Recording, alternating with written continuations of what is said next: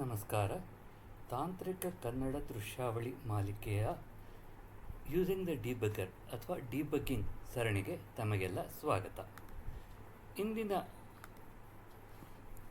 ದೃಶ್ಯಾವಳಿಯಲ್ಲಿ ನಾವು Y and when, debugger ಅಂದರೆ ಏನು ಮತ್ತು ಯಾಕೆ, ಹಾಗೂ ಸಿಂಪಲ್ ಅತ್ಯಂತ ಸರಳವಾದ ಡಿಬಗ್ಗಿಂಗ್ ಮೆಥಡ್ಗಳ ಬಗ್ಗೆ ತಿಳಿದುಕೊಳ್ಳೋಣ. 3 ಪ್ರಶ್ನೆಗಳು: ಡಿಬಗ್ಗಿಂಗ್ ಅಂದರೆ ಏನು, ಅದನ್ನು ಯಾವಾಗ ಬಳಸಬೇಕು ಹಾಗೂ ಯಾಕೆ ಬಳಸಬೇಕು. ಇವು 3ದಕ್ಕೂ ಒಂದೇ ಥರದ ಉತ್ತರ ಆಗುತ್ತದೆ.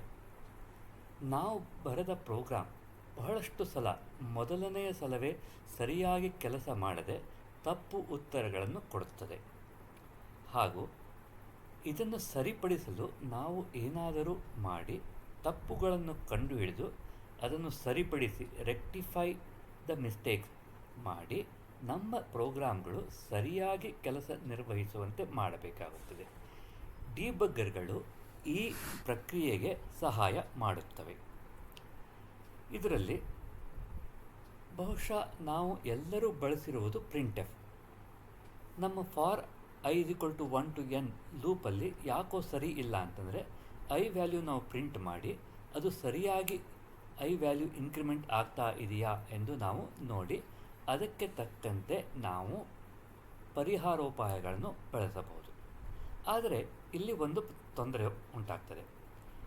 ಎಷ್ಟು ಕಡೆ ನಾವು ಪ್ರಿಂಟ್ಎಫ್ ಕೊಡಬಹುದು, ಅದು ಸರಿ ಹೋಯಿತು ಅಂತಂದರೆ ಆ ಪ್ರಿಂಟ್ಎಫನ್ನು ತೆಗೆದು ಬೇರೆ ಕಡೆ ಹಾಕಿ ಅಥವಾ ಅದನ್ನು ತೆಗೆದು ಮತ್ತೆ ಕಂಪೈಲ್ ಮಾಡಿ ಮಾಡಬಹುದು. ಇದಕ್ಕೆ ಒಂದು ಸುಲಭ ಉಪಾಯವಿದೆ, ಅದೆಂದರೆ ಕಂಡೀಷನಲ್ ಡಿಬಗ್ಗರ್. ಕಂಡೀಷನಲ್ ಡಿಬಗ್ಗರ್ ಅಂದರೆ ಕಂಡೀಷನಲ್ ಕಂಪೈಲಿಂಗ್ ಅಂದರೆ ನಾವು ಕಂಪೈಲ್ ಮಾಡಬೇಕಾದರೆ ಯಾವುದೋ ಒಂದು ಫ್ಲ್ಯಾಗನ್ನು ಕೊಟ್ಟರೆ ಆ ಲೈನ್ ಕಂಪೈಲ್ ಆಗುತ್ತದೆ, ಇಲ್ಲಾದರೆ ಆ ಲೈನ್ ಕಂಪೈಲ್ ಆಗೋದಿಲ್ಲ. ಉದಾಹರಣೆಗೆ ನಾವು ಇಲ್ಲಿ ಈ ಪ್ರೋಗ್ರಾಮ್ ನೋಡೋಣ. ಇಲ್ಲಿ ಇಫ್ ಡಿಫೈನ್ ಡಿಬಗ್ ಅಂತ ಕೊಟ್ಟು ಪ್ರಿಂಟ್ಎಫ್ ಕಂಡೀಷನಲ್ ಕಂಪೈಲೇಷನ್ ಅಂತ ಕೊಟ್ಟಿದ್ದೀವಿ. ಅಂದರೆ ನಾವು ಕಂಪೈಲ್ ಮಾಡಬೇಕಾದರೆ ಡಿಬಗ್ ಅನ್ನುವ ಫ್ಲ್ಯಾಗನ್ನು ಕೊಟ್ಟರೆ ಈ ಸಾಲು ಕಂಪೈಲ್ ಆಗುತ್ತದೆ. ಇಲ್ಲ ಅಂದರೆ ಈ ಸಾಲನ್ನು ಸಿಸ್ಟಮ್ಮು ಸಿಂಪಲ್ ಕಾಮೆಂಟ್ ಅಂತ ಗ್ರಹಿಸುತ್ತದೆ.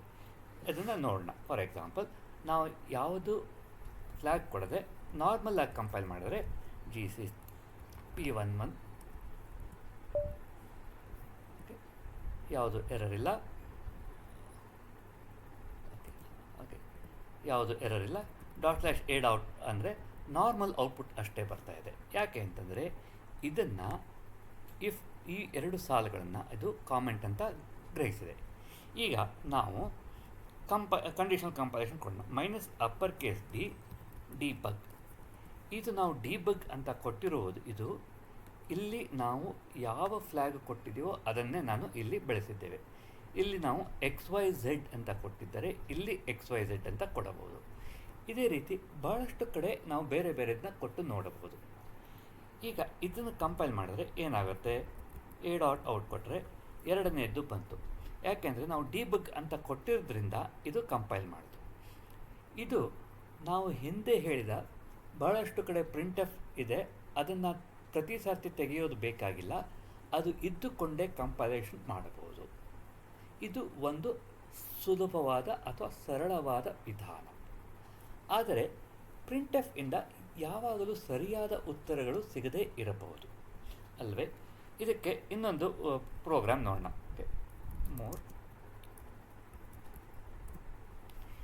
ಇದು ಇಲ್ಲಿ ನಾವು ಒಂದು ಫೈಲ್ ಓಪನ್ ಮಾಡ್ತಾ ಇದ್ದೀವಿ.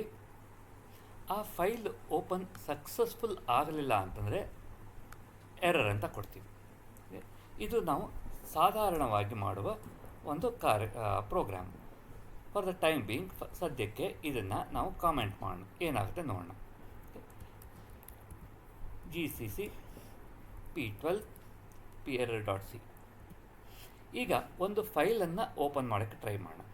ನಾವು ಇಲ್ಲಿ argv ಕೊಟ್ಟದ್ರಿಂದ A.out ಕೊಟ್ಟು ಫೈಲ್ ನೇಮ್ ಕೊಟ್ಟರೆ ಆ ಫೈಲನ್ನು ಓಪನ್ ಮಾಡೋಕ್ಕೆ ಪ್ರಯತ್ನ ಮಾಡುತ್ತೆ. ಆ ಫೈಲ್ ಓಪನ್ ಆಗಲಿಲ್ಲ ಅಂದರೆ ಎರರ್ ಹೇಳುತ್ತೆ.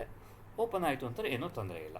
ಸೊ .a.out ನಾನು ಇದೆ P12 ಕೊಡ್ತೀನಿ, ಎರರ್ ಇಲ್ಲ, ಡೆಮೋ ಆಫ್ ಪಿ ಎರರ್ ಇಷ್ಟೇ ಬಂತು, ಎರರ್ ಇಲ್ಲದೆ ಇದರಿಂದ ಇಲ್ಲಿಂದ ಆಚೆ ಬಂತು. ಈಗ ಯಾವುದೋ ಒಂದು ಇಲ್ಲದೆ ಇರೋ ಫೈಲ್ ಕೊಡ್ತೀನಿ, ಯಾವುದೋ ಒಂದು ಫೈಲು ಎರರ್ ಅಂತ ಹೇಳ್ತಾ ಇದೆ. ಈಗ ಫೈಲ್ ಇದೆ, ಫಾರ್ ಎಕ್ಸಾಂಪಲ್ /etc/shadow, ಇಲ್ಲಿ ಫೈಲ್ ಇದೆ, ಇದಕ್ಕೂ ಎರರ್ ಕೊಡ್ತಾ ಇದೆ. ಬಟ್ ಇಲ್ಲಿ ವ್ಯತ್ಯಾಸ ಅಂತಂದರೆ ಈ ಫೈಲು ಇಲ್ಲ, ಬಟ್ ಈ ಫೈಲಿಗೆ ನಮಗೆ ಪರ್ಮಿಷನ್ ಇಲ್ಲ. ನಮ್ಮ ಪ್ರಿಂಟ್ ಎರರ್ ಇದು ಎರರ್ ಇದೆ ಅಂತ ಮಾತ್ರ ಹೇಳುತ್ತೆ, ಆದರೆ ಯಾವುದು ಥರದ ಎರರ್ ಅಂತ ಹೇಳೋದಿಲ್ಲ. ಅದಕ್ಕೆ ನಾವು ಪಿ ಎರರ್ ಹಾಕಿದ್ರೆ, ಇದನ್ನು ನೋಡೋಣ. ನಾವು ಪಿ ಎರರ್ ಹಾಕಿದ್ರೆ ಇದು ಸಿಸ್ಟಮ್ ಜನರೇಟೆಡ್ ಫೈಲ್ ಯಾವ ಥರದ ಎರರ್ ಅಂತಾನು ಹೇಳುತ್ತೆ. ಫಾರ್ ಎಕ್ಸಾಂಪಲ್ ಇದನ್ನು ನಾವು ಫಸ್ಟ್ ಕೊಟ್ಟಿದ್ವಿ, ಇಲ್ಲಿ ಫೈಲ್ ಇಲ್ಲ, ಫೈಲ್ ಡಸ್ ನಾಟ್ ಎಕ್ಸಿಸ್ಟ್ ಅಂತ ಹೇಳ್ತಾ ಇದೆ. No such file or the directory. ಎರಡನೇದರಲ್ಲಿ ನಮಗೆ ಅದಕ್ಕೆ ಪರ್ಮಿಷನ್ ಇಲ್ಲ ಅಂತ ಹೇಳ್ತಾ ಇದೆ.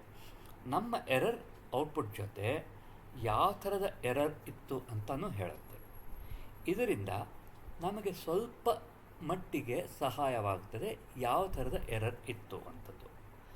ಆದರೂ ಪ್ರಿಂಟ್ಎಫ್ ಈಸ್ ಒಳ್ಳೆಯ ಡಿಬಗ್ಗಿಂಗ್ ಟೂಲ್ ಅಲ್ಲ. ಫಾರ್ ಎಕ್ಸಾಂಪಲ್ ಇನ್ನೊಂದು ಪ್ರೋಗ್ರಾಮ್ ನೋಡೋಣ. ಇಲ್ಲಿ ಇದು ಒಂದು ಸಾರ್ತಿ ಪ್ರಿಂಟ್ ಆಗಬೇಕು, ಫೋರ್ಕ್ ಇದ್ದದ್ದು ನಂತರ ಇದ್ದದ್ದು 2 ಸಲ ಬಾರಿ ಪ್ರಿಂಟ್ ಆಗಬೇಕು. ಇದು ಸರಿಯಾದ ಔಟ್ಪುಟ್.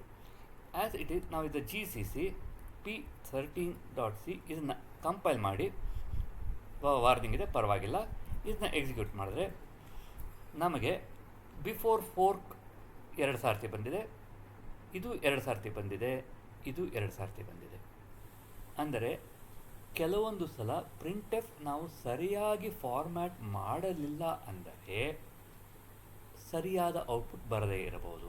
ಇದರಿಂದಾನೇ ನಮಗೆ ಕೆಲವೊಂದು ತಪ್ಪು ಮಾಹಿತಿ ಗ್ರಹಿಕೆ ಆಗಬಹುದು.